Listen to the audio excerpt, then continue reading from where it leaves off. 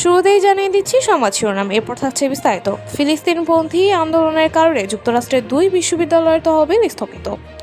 Israel ছেড়ে পালাচ্ছেন ধনী ইসরায়েলিরা, কি ঘটছে সেখানে? বিস্তারিত।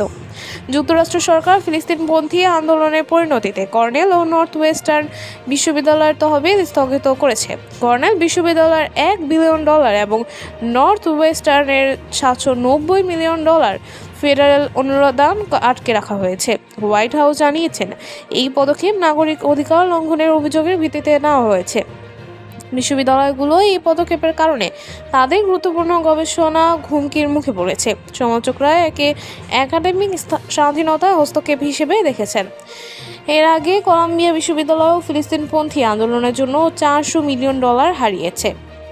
ইসরায়েল ছেড়ে পালাচ্ছেন ধনী ইসরায়েলিরা, কি ঘটছে সেখানে? বিস্তারিত। ইসরায়েল ছেড়ে পালাচ্ছেন হাজার হাজার ধনী নাগরিক। 2024 সালে শুধু 1 বছরে 10টি ছেড়েছেন 1700 কোটিপতি। তেল আবিব ও হারজিলিয়ার মতো অভিজাত শহরেও কমছে ধনীদের সংখ্যা। গাজায় চলমান যুদ্ধ, নিরাপত্তাহীনতা আর অর্থনৈতিক সংকট, এই 3 কারণেই তারা দেশ ছাড়ছেন। শুধু কোটিপতিরা নয়, দেশ ছাড়ছেন প্রযুক্তিবিদ, চিকিৎসক আর বিজ্ঞানীরাও। 2024 সালে 8300 হাইটেক কর্মী ইসরায়েল ছেড়ে গেছেন, যা এক ভীতিকর বার্তা দিচ্ছে।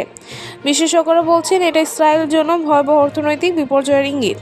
যুদ্ধ, মার্কিন শুল্ক এবং মিত্রদের সাথে টানাপোড়েন, সব মিলিয়ে চরম অনিশ্চয়তা রয়েছে ইসরায়েল। এই ছিল সর্বশেষ আপডেট। নতুন আরও আপডেট পেতে আমাদের সঙ্গেই থাকুন। ধন্যবাদ।